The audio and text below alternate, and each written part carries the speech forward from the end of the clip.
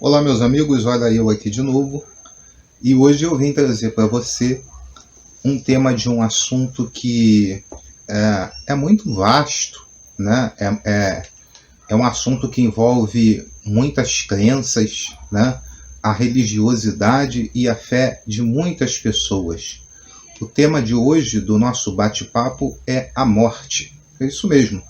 Nós vamos falar sobre um processo que todos os seres humanos, seres vivos, passam por esse processo, e quando nascem, os racionais, né, os seres racionais, o homem que é um ser racional, sabe que vai ter que passar por esse processo, que é exatamente o da morte.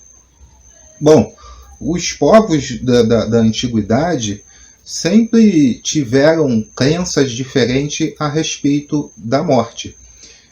Em especial, quem tratava desse assunto com um ritual de passagem, um rito de passagem bem específico, era o povo do Egito, que mumificava as pessoas, né, e fazia gigantescas sepulturas para colocar a múmia de seus faraós. Os egípcios acreditavam que após a morte eles chegariam do outro lado, e aquilo que fosse enterrado com eles, eles teriam acesso àqueles bens que foi sepultados juntamente com eles, né?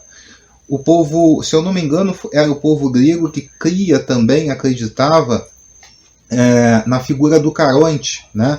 Eles acreditavam que tinha após a morte, a alma do ser, né, ficava à beirada de um grande rio, e o Caronte vinha com um barco buscar a alma das pessoas que tinham morrido. E eles sepultavam as pessoas com uma moeda dentro da boca, porque aquela moeda era exatamente para que o falecido pudesse pagar a passagem dele ao Caronte, entregar a moeda para o Caronte, e o Caronte então levaria a alma da pessoa para outra margem do rio. Se a pessoa não tivesse com a moeda, ela ficaria ali vagando, perdida num ambiente de dor e escuridão, né?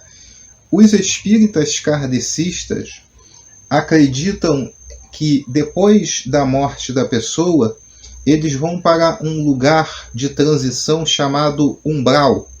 Ali as pessoas ficam durante um tempo até que elas possam se desligar de determinados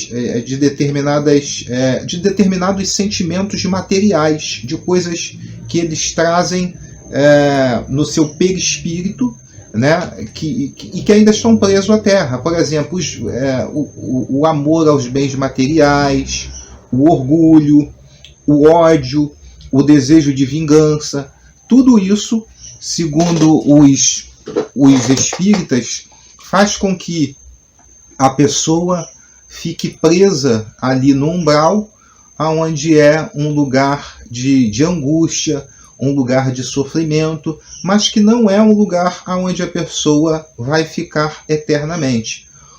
Em determinado momento que a pessoa conseguir se livrar do seu materialismo, ou do seu ódio, ou do seu orgulho, de algum sentimento ruim que esteja prendendo ali, a partir do momento que ela se arrepender, ela é logo tirada do umbral e levada para uma das muitas colônias que existem no universo, segundo a doutrina espírita, em especial segundo a doutrina kardecista, que é até essa crença kardecista a respeito do umbral se assemelha muito com a crença do purgatório, que é a crença da Igreja Católica, que a pessoa morreria.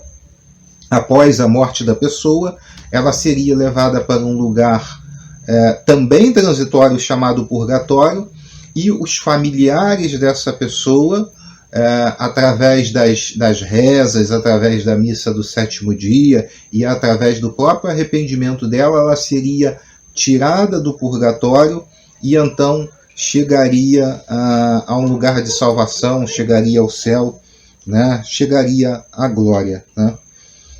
Essas são algumas das crenças, né, que mais são difundidas aqui na nossa nação, segundo as crenças, né, das pessoas. Agora, cada um também trata os ritos de passagem de forma diferente. Os católicos, por exemplo, têm a crença da missa do sétimo dia, que tem que haver a missa, que é para a pessoa sair do purgatório, né?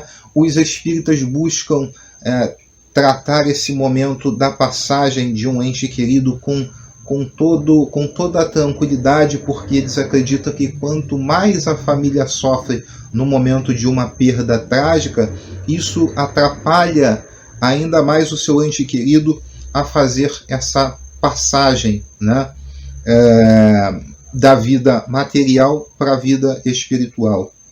Os evangélicos, no caso, eles acreditam que a partir do momento que a pessoa morreu, é impossível uma comunicação com o seu ente querido.